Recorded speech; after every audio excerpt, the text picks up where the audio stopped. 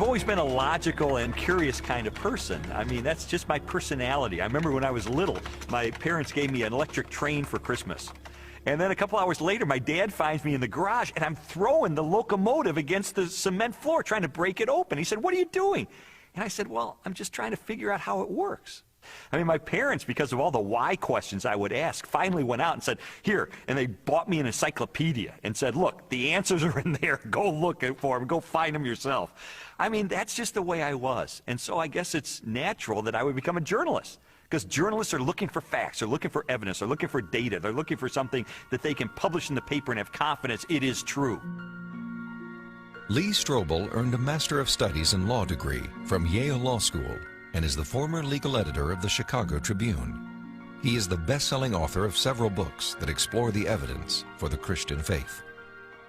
I guess given my curiosity, it's not surprising that when I was in high school, science was my favorite topic. Because there the teachers actually encouraged me to like cut open frogs and find out how things work, which I thought was great. When I was a teenager, I had this deep trust in science, and I think part of it was prompted by the fact that I grew up in post-Sputnik America, where Eisenhower encouraged all young people to delve into science so we could catch up with the Russians. So to me, science sort of represented the empirical, the hard facts, the things that could be proven experimentally, and that was sort of the way in which I looked at life. I thought people who had faith, people who believed in supernatural things like God, I saw that as a sign of weakness because, you know, do you have any data to back that up? In the autumn of 1966, Strobel's interest in science led to a life-changing decision.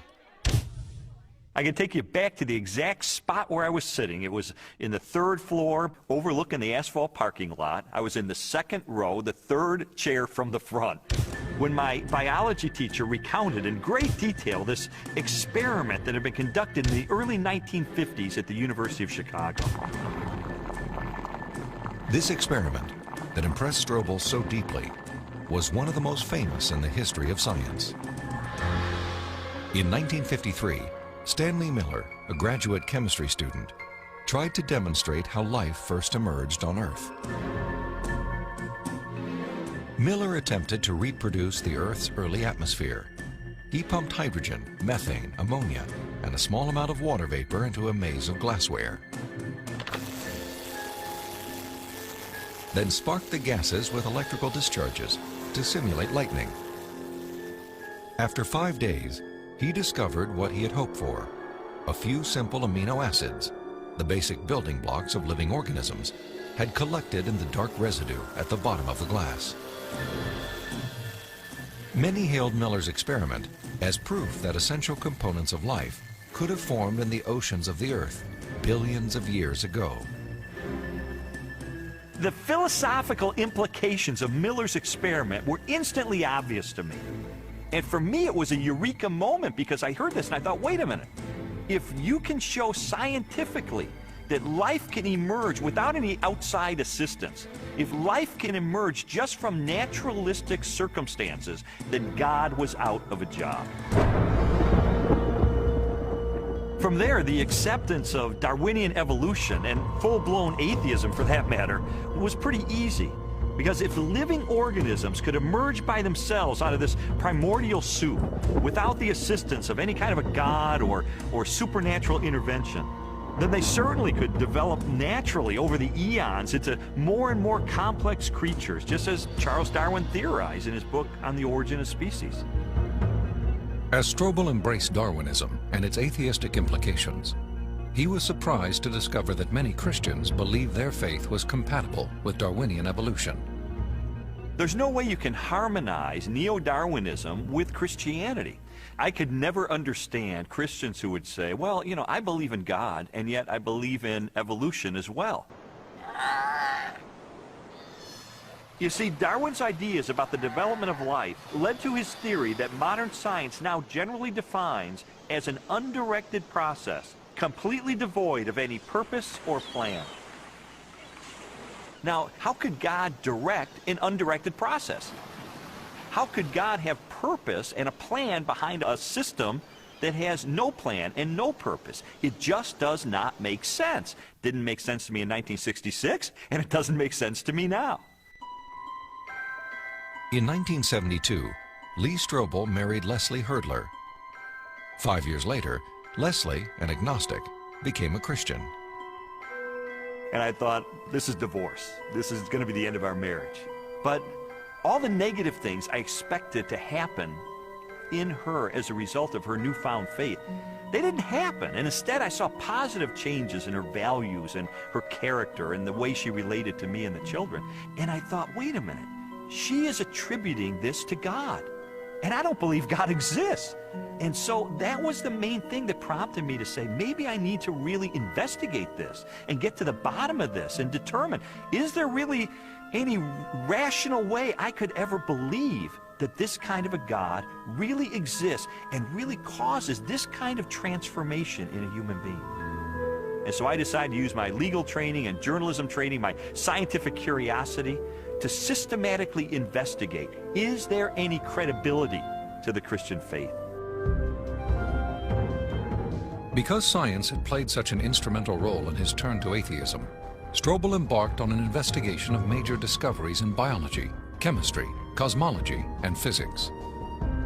His studies spanned more than 20 years and included interviews with scientists and scholars as he sought to determine for himself what these discoveries implied about the reality of a creator. Throughout his inquiry, one question remained constant. Does the evidence uncovered by contemporary science point us toward or away from the existence of God?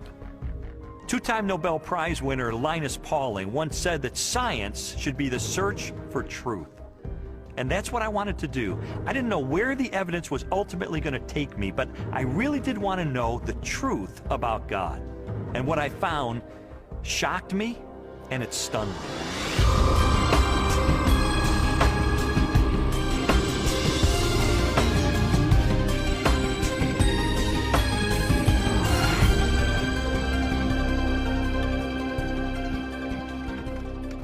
Strobel's search began with an examination of evidence that challenged materialistic theories of life's origin.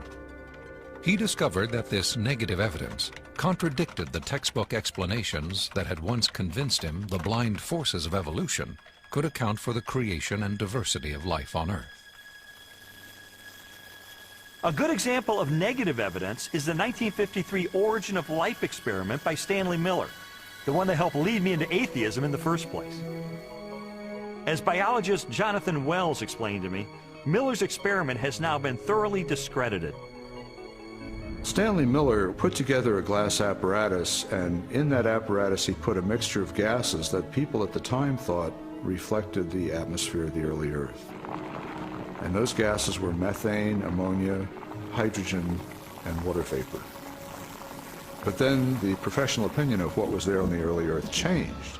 In the 60s, geochemists revised their hypothesis and decided that the hydrogen, being very light, would have escaped into outer space. The Earth's gravity isn't strong enough to hold it. And probably the early Earth's atmosphere then consisted of what we now see coming out of volcanoes today, namely carbon dioxide, nitrogen, and water vapor. Well, if the early Earth's atmosphere consisted of those gases, then Stanley Miller's experiment would not work. In fact, he himself tried it with those gases, and he found that he couldn't produce any amino acids at all.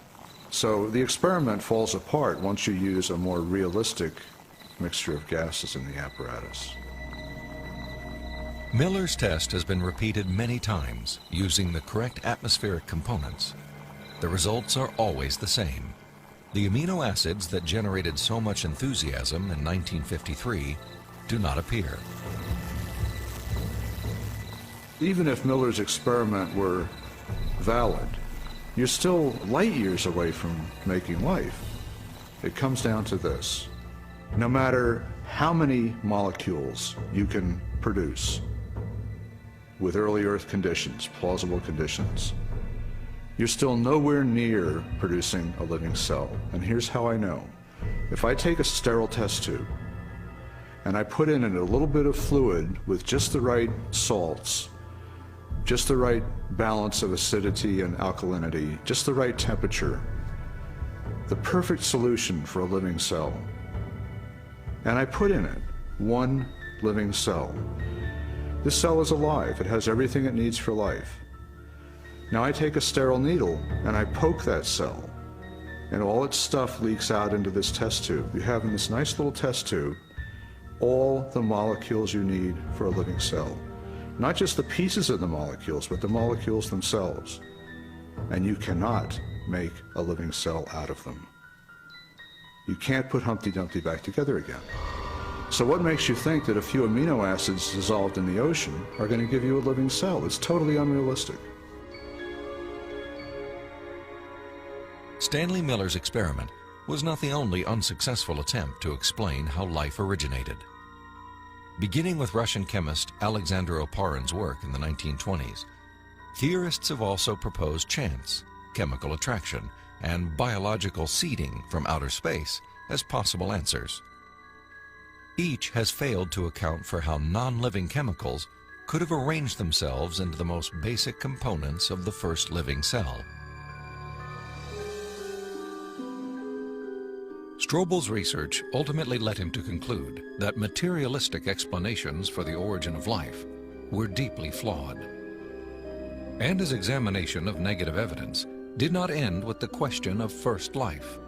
He also learned of weaknesses in the most celebrated icon of Darwinian evolution. In Darwin's book on the origin of species, there's only one illustration. It's called the Tree of Life. Darwin used it to explain how every species of animal and plant that ever existed on Earth had evolved from the same common ancestor through small, gradual steps over enormous periods of time. Even though Darwin's Tree of Life is included in virtually every biology textbook published over the last half-century, contrary to what we've been told, there is no conclusive evidence of the common origin of all life.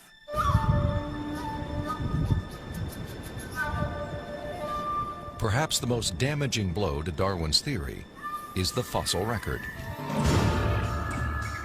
If all living organisms have descended from the same primitive life form, then the rock strata of the Earth should be filled with the fossilized remains of animals that were once part of a great evolutionary chain.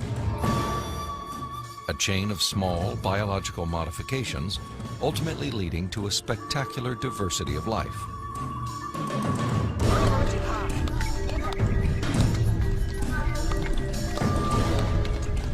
Yet, after 2 centuries of research, highlighted by excavations in southern China, the multitude of transitional experiments, or missing links, that should exist are conspicuous only by their absence.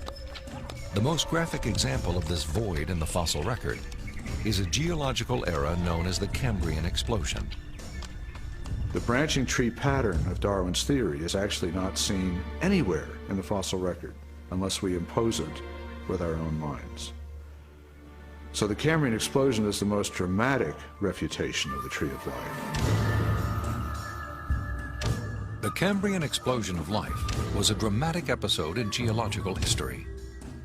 Usually dated at about 530 million years ago, the exquisitely preserved Cambrian fossils reveal that the body plans for virtually every major animal phyla appeared, not gradually and slowly as Darwin had speculated, but instead with astonishing suddenness. If we imagine the whole history of life on Earth taking place in one 24-hour period, the current standard estimates for the origin of life put it at about 3.8 billion years ago, let's say 4 billion. So if we start the clock then, our 24-hour clock, 6 hours, nothing but these simple single-celled organisms appear, the same sort that we saw in the beginning. 12 hours, same thing. 18 hours, same thing. 3/4 of the day has passed, and all we have are these simple single-celled organisms. Then at about the 21st hour, in the space of about 2 minutes, boom, most of the major animal forms appear in the form that they currently have in the present. And many of them persist to the present, and we have them with us today. Less than 2 minutes out of a 24-hour period. That's how sudden the Cambrian explosion was. In a geological instant, the animal kingdom leaped from small, relatively simple organisms to extraordinary creatures with spinal cords, compound eyes, and articulated limbs. The record of this explosion of life looks nothing like Darwin's slowly branching tree. Darwin's theory is that there's a tree of life, where you have one organism diverging into many other organisms and big differences appearing at the top. What we really see is from here up. This does not exist in the fossil record. If I were using a botanical illustration, it would be a lawn with separate blades of grass sprouting independently of each other. And those would be the phyla. Now, within each phylum, there is subsequent diversification. But even there, I don't see the branches connecting that would make them a tree of life. As scientists, it's not our job to force the evidence into a theory that just doesn't fit it. And so I have absolutely no desire or reason to uphold Darwin's theory at this point. I think what we're seeing today is a series of scientific discoveries that are opening the eyes of more and more scientists to say, wait a minute, I can no longer believe that pure naturalistic processes can account for the origin and diversity of life. There must be something else here. The challenges to Darwinian theory have led more than 600 scientists with PhDs from major universities throughout the world to sign a document titled A Scientific Dissent from Darwinism. It reads in part, "We are skeptical of the claims for the ability of random mutation and natural selection to account for the complexity of life." These are scientists with PhDs from Stanford and Berkeley and University of Chicago and Cambridge, major universities, who've looked hard and fast at the evidence and have walked away saying, I am not convinced. Maybe there's another explanation. Personally, the negative evidence forced me to conclude that Darwinism would require a blind leap of faith that I just had no good reason to make. Strobel's rejection of Darwinism and materialistic science was also based on the large body of positive evidence for intelligent design. Evidence he first confronted in the science of cosmology, which explores the origin of the universe.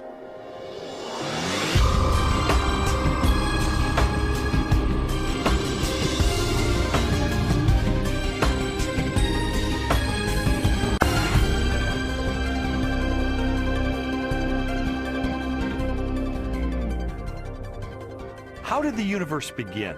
What is its source? Few questions have generated as much controversy through the centuries or inspired as many impassioned opinions. I interviewed William Lane Craig, a philosopher who has devoted much of his career to the study of cosmology and the question of origins. From ancient Greek materialism at the time of Plato and Aristotle up through 19th century idealism, the prevailing view was that the universe is eternal, that the universe never began to exist, that the universe as a whole is, as it were, a static, timeless entity. This belief in an eternal, unchanging universe, for centuries a pillar of Western cosmology, was unexpectedly challenged in 1915 by Albert Einstein's general theory of relativity. Einstein's equations implied a startling possibility. The cosmos was not static, but instead existed in a continual state of either contraction or expansion. Einstein did not like the idea that the universe was dynamic at all. In fact, like almost all scientists at the time, in the early 20th century, he assumed the universe was static and eternal. What's interesting and ironic is that he thought he had made some kind of mistake in his equations for the general theory of relativity. But a few years after he developed the theory, a Belgian astronomer named Lemaitre developed a model based upon his equations, which again predicted that the universe was in a continual state of expansion. In 1929, theoretical predictions were confirmed with empirical data. At the Mount Wilson Observatory overlooking Los Angeles, astronomer Edwin Hubble studied light from distant galaxies. Hubble determined that galaxies beyond our Milky Way were moving away from us at a speed proportional to their distance from the Earth. The more distant the galaxy, the faster it is receding. Hubble's landmark discovery led most astronomers and physicists, including Albert Einstein, to a similar conclusion. If the universe is continually expanding, then at earlier points in its history, it must have been smaller and denser.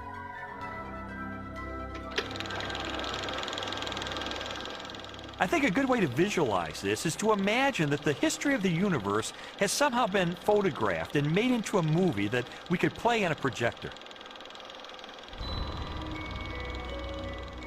As the projector runs forward, we watch the universe as it continually expands.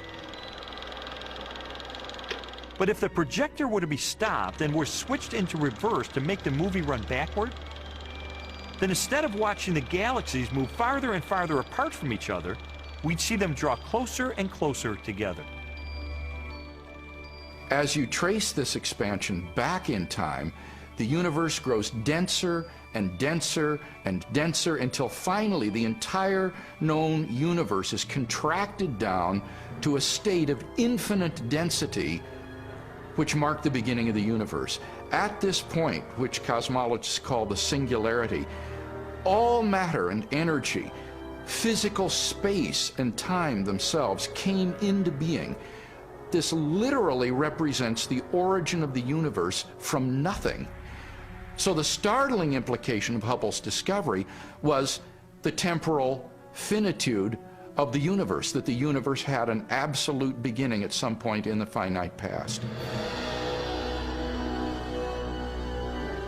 During the second half of the 20th century, other discoveries also pointed to a universe with a beginning. These images of the cosmic microwave background radiation document what most scientists now believe is the remnant heat generated during the universe's early history. Background radiation is found throughout the cosmos and indicates its expansion from a sudden, perhaps violent moment in time. This evidence for a finite universe has reaffirmed the conclusion of an ancient philosophical deduction. It is called the Kalam cosmological argument. The Kalam argument is deceptively simple in its formulation. It consists of basically 3 steps. Premise 1 is that whatever begins to exist has a cause. Something cannot come into being uncaused out of absolutely nothing. Premise 2 is that the universe began to exist. And the remarkable development that has occurred is that for the first time, we now have solid scientific evidence for the truth of that second premise, that the universe began to exist. And from those 2 premises, it follows logically, therefore, the universe has a cause of its existence. Whatever begins to exist has a cause. The universe began to exist, therefore the universe has a cause of its existence. And that points to a reality beyond the universe, a transcendent reality beyond space and time, and therefore non-physical and immaterial, which created the universe out of nothing and brought it into being.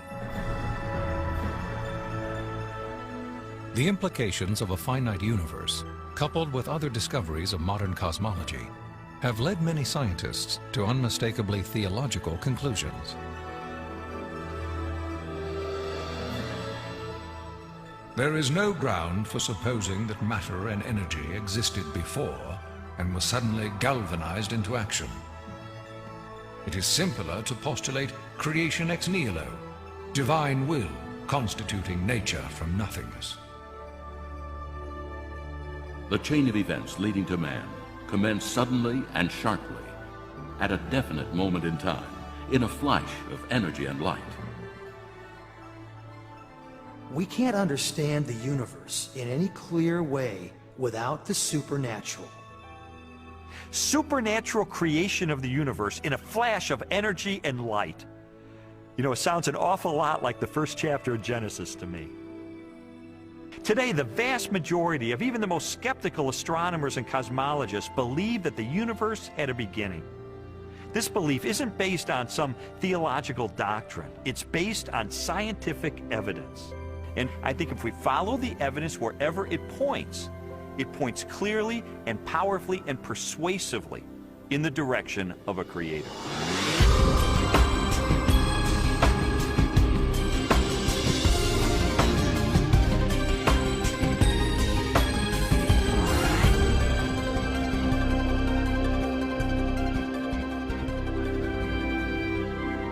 Since the beginning of time, all the matter in the universe has been governed by precisely balanced laws and constants. During an interview with Robin Collins, a philosopher with degrees in mathematics and physics, Strobel learned how these laws offer compelling evidence for a creator and conspire to make the universe habitable for life. The laws of physics are balanced on a razor's edge for life to occur. For example, if you didn't have something like gravity that pulled matter together, you would never get planets, you wouldn't get stars, you wouldn't get any complex organisms. If you didn't have the strong nuclear force, there would be nothing to hold protons and neutrons together in the nucleus. And so you wouldn't have any atoms, so no chemistry. If you didn't have the electromagnetic force, you would have no bonding between chemicals. You'd have no light, and the list goes on. So you need all these sorts of fundamental principles have to be in place in order for life to occur. Wipe out one of those principles, wipe out one of those laws, no life. Strobel learned that life also hinges on the precise strengths and relative values of many different physical constants. One example of this fine-tuning is the force of gravity.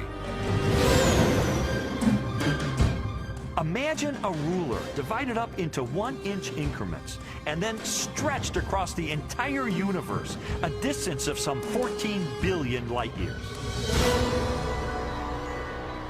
For the purposes of illustration, the ruler represents the possible range for gravity. In other words, the setting for the strength of gravity could have been anywhere along the ruler, but it just happens to be situated in exactly the right place so that life is possible. Now, if you were to change the force of gravity by moving the setting just 1 inch compared to the entire width of the universe, the effect on life would be catastrophic. No large-scale life forms could exist. Anything that was more than the size of a pea would be completely crushed. So you might be able to get life of a very, very primitive sort, such as bacteria, but you could never get conscious observers. The strength of gravity is just one of at least 30 separate parameters that must be finely tuned to produce a life-sustaining universe. Another example is the cosmological constant. The cosmological constant describes the expansion speed of space in the universe. If space expands too quickly, then the universe will spread out so quickly that material objects can't form. So you can't get stars and galaxies and planets and the types of things that we, of course, take for granted in our universe. Physicists have determined that the cosmological constant is fine-tuned to 1 part in 100 million billion billion billion billion billion. Such precision has been compared to traveling hundreds of miles into space, then throwing a dart at the Earth and hitting a bullseye measuring 1/trillionth of an inch in diameter, an area less than the width of a single atom. Just consider those two parameters, gravity and the cosmological constant. Their level of fine-tuning is to a precision of 1 part in 100 million trillion, trillion, trillion, trillion, trillion, trillion. I mean, that's like 1 atom in the entire known universe. This fine-tuning is also evident at the atomic level. The strong nuclear force binds atoms together. If the strength of this force were to decrease by 1 part in 10,000 billion billion billion billion, the only element left in the universe would be hydrogen. Again, chemical life would not be possible. The fine-tuning of the laws and forces of physics is so precise that few theorists are comfortable invoking mere chance as an explanation, unless our universe is not the only roll of the dice. If the universe looks like it's fine-tuned for complex life, maybe there's a fine-tuner. Maybe it was fine-tuned for life. And this has certain unsavory theological implications. And so it's not surprising that those committed to a fundamentally materialistic view of reality would try to find an escape hatch. And the most popular escape hatch for this theological implication of fine-tuning is this idea of multiple universes. As its name suggests, the theory of multiple universes proposes that our universe is not alone. Instead, it is part of a vast ensemble of universes, each with a different set of laws and constants. If there's only one universe, then the conclusion that the universe looks fine-tuned because it is fine-tuned is inescapable. But if our universe is just one of a vast set, then you seem to have more resources to play with. Chance gets a new lease on life. I sometimes try to imagine what physicists have in mind that postulate this idea of multiple universes. I mean, what would the generator look like that creates them? Maybe it's like a giant monolith that has dozens of different dials, each of which has to be set to the right physical constant. If we think of these parameters as dials, each of the dials is different. So if you produce enough universes with enough different dial settings, eventually, just by chance, you get one just right. So you might have to produce a trillion universes. But eventually, if you have a generator that's just spitting out just an enormous number of them, then it gets the right dial setting. And then, by just chance, you get conditions right for life. So it's a huge cosmic lottery. That's the idea. It's an interesting idea. I mean, there's really only one problem with it. There's no independent evidence that it's true. Besides, it really just pushes the question back a step, because we could still ask, who built the generator? The suggestion of multiple universes strikes me as a desperate attempt to explain away the obvious, which is that the universe is finely tuned by an intelligence to sustain complex life. An intelligence that must be beyond the constraints of time and space.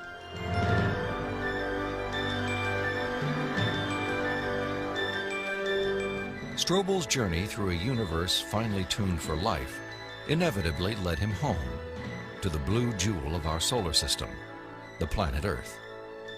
There he encountered another array of critically balanced conditions essential to human existence. When I was an atheist, I saw planet Earth as being one of probably billions of planets just like it all over the universe. I saw our sun as being an average, undistinguished type of a sun. I figured as I looked up at the stars at night that there must be millions and millions of advanced civilizations out there. I just thought there was an ordinariness to our situation. This line of reasoning was totally consistent with my atheistic worldview. But what I learned later is that it's not consistent with what science is revealing about the Earth. Strobel's investigation caused him to consider the many conditions necessary for a life-sustaining planet. In the process, he was introduced to the science of astrobiology and astronomer Guillermo Gonzalez. I'm an astrobiologist, and what motivates me is just to examine the conditions necessary for life and look elsewhere in the universe and see if those conditions are met anywhere else. And the answer could be yes, and the answer could be no, and either answer is interesting. For more than a decade, Guillermo Gonzalez has researched the characteristics of a planet required to support complex life. Estimates vary, but a current list of these factors would number at least 20 and include an oxygen-rich atmosphere, liquid water and large continental landmasses, a home star of the right temperature and mass, an orbital path that is neither too far nor too close to the home star, a moon large enough to stabilize the tilt of the planet's axis and the movement of its tides, a magnetic field strong enough to deflect the sun's radiation, and a position in the relatively narrow habitable region of a spiral galaxy. All these factors have to be met at one place and time in the galaxy if you're going to have a planet as habitable as the Earth, which you need for complex and even technological life. Theorists have attempted to calculate the odds of all the necessary factors for life appearing at the same time on the same planet.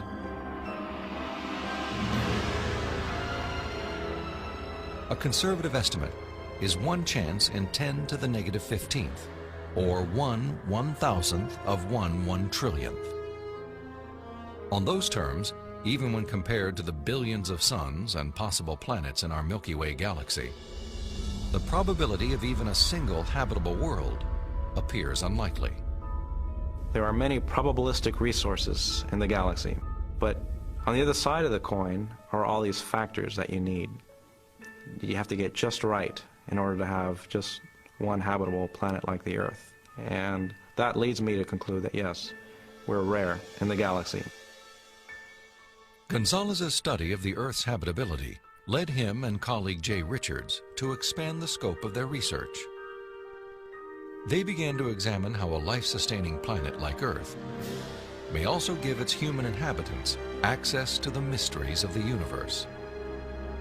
I don't think there has ever been a time in the history of the human race in which at least some people haven't contemplated these questions. We ask, why can we see distant galaxies, millions of light years away in the universe? Why can we postulate what's going on inside atoms or inside black holes? Why are we able to discover things about the universe, to answer questions about its age?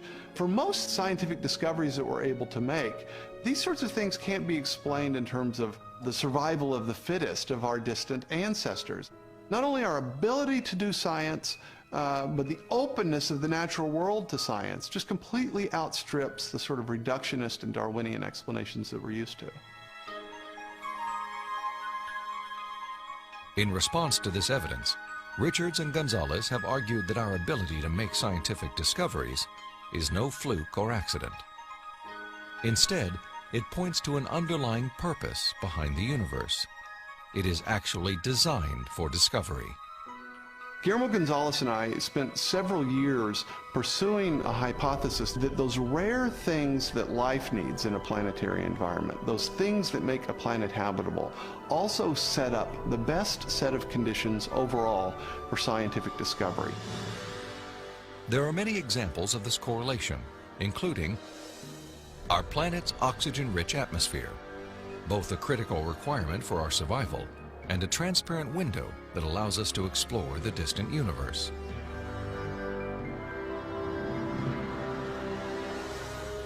The Earth's precise distance from the Sun and the size of its moon and home star. These factors not only control our planet's temperature, axial tilt, and the movement of its tides, they also ensure perfect solar eclipses, phenomena that have provided scientists with invaluable data about the composition of stars and the properties of light. And our location in the Milky Way. The Earth is positioned between two spiral arms within a relatively small region where life is possible. As a result, we enjoy an excellent platform for clear, unimpeded views of our galaxy and the rest of the cosmos. I think God intentionally created a habitat for us that allows us to see Him through the creation that He has left behind. And this habitat is conducive for us to do scientific research. It didn't have to be that way, but it is. Why? Because I believe that by doing science, we find God.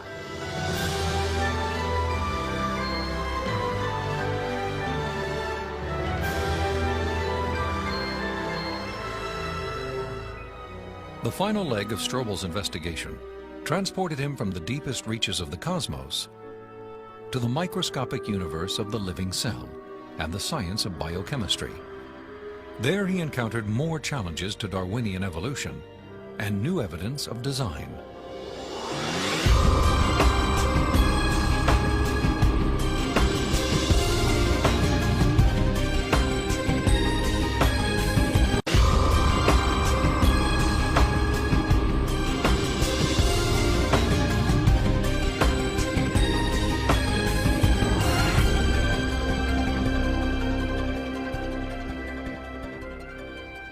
Throughout the second half of the 20th century, spectacular technologies revolutionized scientific understanding of the cell. the basic unit of life. During an interview with biochemist Michael Behe, Strobel learned how this new knowledge has shaken the foundations of Darwin's theory. In the 19th century, when Darwin was alive, scientists thought that the basis of life, the cell, was some simple glob of protoplasm, like a little piece of jello or something that was not hard to explain at all. But with the hard work of science in the 20th century, we've seen that the cell is far from simple. It's got very complicated molecular machines and things that are very resistant to Darwinian explanation. Michael Behe has devoted his career to the study of the design and operation of the cell. He has also written extensively on the biochemical challenge to evolution. Most people have no idea of how small and complex cells are. A typical cell from you or me, called a eukaryotic cell, is probably 1/10 of the size of the head of a pin. And yet in that single cell, there are about 3 billion units of DNA making out the chromosomes. And those 3 billion units make the molecular machines of the cell, literally machines that make the cell work. With computer animation, we can enter the cell. Here, the staggering complexity of its molecular machinery is clearly seen. It's like going into an automobile factory. The factory has a large number of machines. The parts have to fit together in very specific ways to do their jobs, and if things go wrong, the cell is in big trouble. And just one cell is enormously complex, but humans, you and I, are made from trillions of cells, and those trillions of cells have to fit together in the right way and do their own job. Darwinism was a lot more plausible when we were thinking about globs of protoplasm than it is when we're thinking about molecular machines. Each of these biochemical machines is a masterpiece of engineering and nanotechnology. They are essential to functions as vital and diverse as vision, photosynthesis, and the production of energy in the cell. Michael Behe has studied several of these machines, including the flagellum, a remarkable rotary motor. I remember the first time I looked in a biochemistry textbook and I saw a drawing of something called a bacterial flagellum with all of its parts in all of its glory. It's had a propeller and the hook region and the drive shaft and the motor. And I looked at that and I said, that's an outboard motor. That's designed, you know, that's no chance assemblage of parts. Behe's reaction was not surprising, especially when the bacterial flagellar motor is animated and magnified more than 50,000 times to display the details of its construction and operation. Howard Berg at Harvard has labeled it the most efficient machine in the universe. These machines, some of them are running at 100,000 RPMs and are hardwired into a signal transduction or sensory mechanism so that it's getting feedback from the environment. It's got some tail proteins which act as the propeller. When the flagellum rotates, these push against the water and therefore push the bacterium forward. And the motor uses a flow of acid from outside of the cell to the inside of the cell to power the turning. The bacterial flagellum has 2 gears, forward and reverse, water-cooled, proton motive force. It has a stator, it has a rotor, it has a U-joint, it has a drive shaft, it has a propeller. It's not convenient that we give them these names. That's truly their function. In all, about 40 different protein parts are required to build a flagellar motor. Half of them are constructor proteins, specialized mechanisms that assemble the flagellum's individual components. Since its discovery, biologists have tried to understand how a machine of such superb design could have arisen gradually, without foresight or plan, through the biological pathway Darwin envisioned. I think what Darwin was trying to show was that things that look designed aren't really designed, but that we can find naturalistic processes to account for the complexity of life.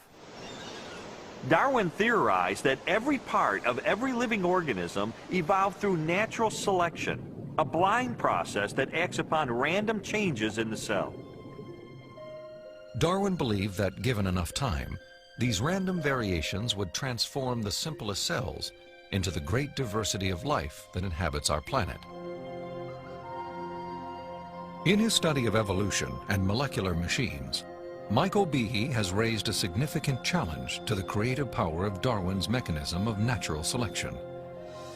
It is called irreducible complexity. Irreducible complexity was coined by Mike Behe in describing these molecular machines. Basically what it says is that you have multi-component parts to any given organelle or system in a cell, all of which are necessary for function. That is, if you remove one part, you lose function of that system. Irreducible complexity can be illustrated by a familiar, non-biological machine, a mousetrap.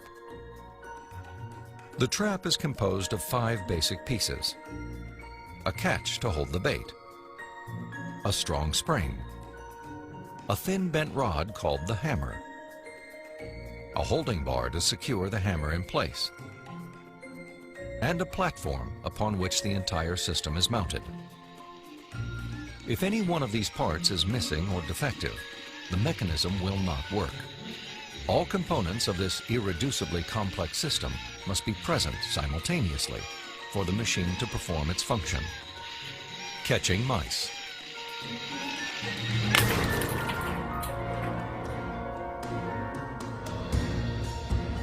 The concept of irreducible complexity also applies to biological machines, including the bacterial flagellum.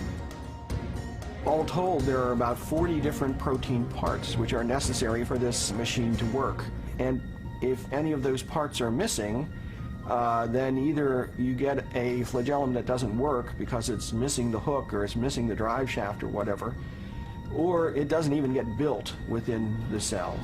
You can't put something like that together gradually because they need a large number of parts interacting with each other at the same time before they work at all. Without the tools to observe the machinery of the cell, and long before the idea of irreducible complexity, Charles Darwin offered a way to test his own theory. In Origin of Species, he wrote, "If it could be demonstrated that any complex organ existed, which could not possibly have been formed by numerous, successive, slight modifications, my theory would absolutely break down." Darwin acknowledged that if someone identified a biological system that could not have been constructed in incremental steps over long periods of time, then his theory would be invalid.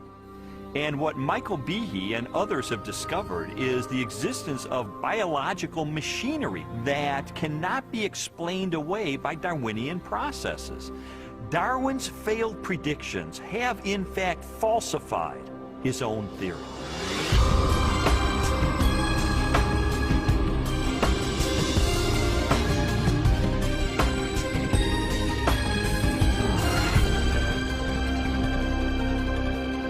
The existence of complex biological machines raises an obvious question. If natural selection wasn't the agent of their construction, then what was? The centerpiece of my investigation was an interview with philosopher of science, Dr. Stephen Meyer. Meyer, who holds a PhD from Cambridge University, brought me face to face with the most efficient information processing system in the universe. The DNA molecule and its language of life.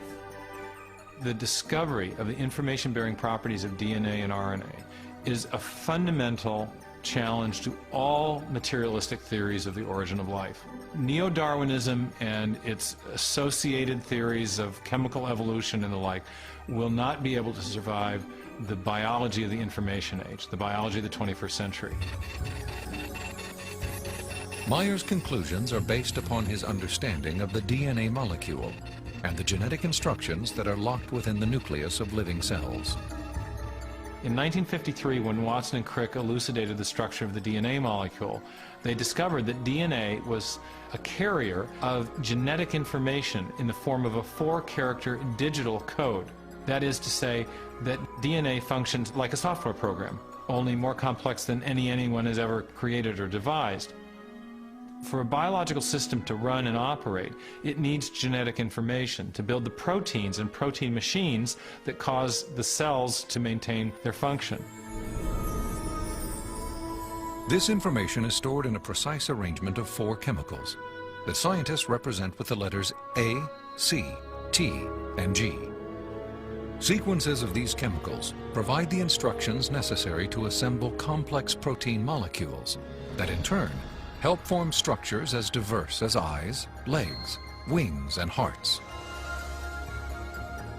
This code has been called the language of life, and it is the most densely packed and elaborately detailed assembly of information in the known universe.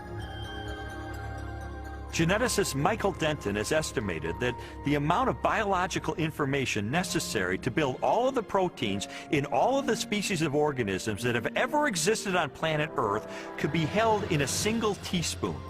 And we'd still have room left over for all of the information contained in every book ever written. The more I learned about DNA, the more I understood the significance of what Stephen Meyer called the most fundamental question facing biology today. Where did the information in DNA come from? How did it arise in the first place? Well, lots of people have wanted to explain the origin of information by reference to the laws of physics and chemistry or by reference to the chemical properties of the constituent parts of the DNA. But that would be like saying that you could explain the information in this morning's New York Times headline by reference to the physics and chemistry of ink bonding to paper. There is a chemical explanation as to why the ink sticks to the paper, but that does not explain the way the ink got arranged to convey a message that could be understood by speakers of the English language. Information requires a material medium, but it transcends the material medium. An explanation for the origin of the genetic instructions needed to build the first life is the holy grail of 21st century biology. Theories proposing that this information arose through natural selection acting upon non-living molecules, or the self-organizing power of chemicals in a primordial soup, have repeatedly failed. Even time and blind chance, the oft-invoked saviors of implausible biological scenarios, have fallen far short as accounts for the source of the instructions in DNA.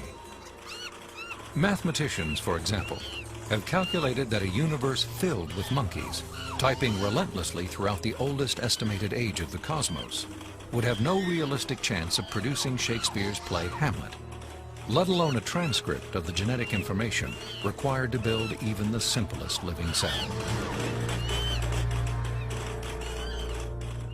Based on our uniform and repeated experience, which is the basis of all scientific reasoning about the past, there is only one known cause for the origin of information, and that cause is intelligence. Whether we're looking at a hieroglyphic inscription, a section of text in a book, or a computer software, if you have information and you trace it back to its source, invariably you come to an intelligence. Therefore, when you find information inscribed along the backbone of the DNA molecule in the cell, the most rational inference, based on our repeated experience, is that an intelligence of some kind played a role in the origin of that information. The implications of the scientific evidence, coupled with Meyer's logic, are profound. If we are finding information inside every cell and every living creature, could that not be, in a sense, the signature of a creator?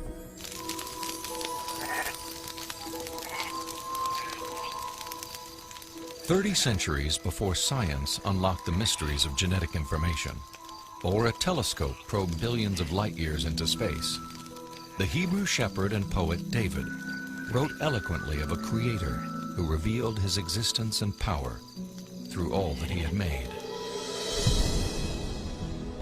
The heavens declare the glory of God. The skies proclaim the work of his hands. Day after day they pour forth speech. Night after night they proclaim knowledge. Their voice goes out into all the earth, their words to the end of the world." God himself is invisible. He is a spirit. And yet, one of the purposes he has for us is to find him so we can know him. And he's left behind a series of clues. And sometimes we just have to kind of take our blinders off and get beyond our presuppositions and say, wait a minute, I am going to pursue the evidence of science wherever it points. And if it takes me to a very uncomfortable conclusion that there is a creator, then if the evidence points in that direction, that's the way I'm going to go. According to a lot of the mainstream media, the theory of intelligent design is a faith-based idea. And in saying that, they want to dismiss it as something that has no basis in science. But the media has confused a fundamental issue. They're confusing the evidence for the theory with the implications of the theory. The theory of intelligent design may well have implications that are supportive of theistic belief, but the theory is not based on theistic belief. It's based on the discovery of digital code in cells, miniature machines in cells, the fine-tuning of the laws of physics and chemistry, and standard ways of scientific reasoning about the remote past in the history of life. 40 years ago, a lecturer in a high school biology class convinced an inquisitive 14-year-old freshman that there was no God. Ironically, years later, it was an open-minded investigation of scientific evidence that led Lee Strobel to belief in a creator. One of the most interesting things I've learned as I've gone on this journey of scientific discovery has been that you don't have to commit intellectual suicide to come to the conclusion that there is an intelligent designer. Because today, science is pointing more directly and more powerfully toward a creator than any other time in the history of the world. I was trained in journalism and law to respond to truth. I had to take a step of faith in the same direction that evidence is flowing, which is logical and rational. We do that every day of our life. We make steps of faith based on the evidence that we perceive. And so it was the most logical and rational step I've ever taken to put my faith in the creator that science tells me exists.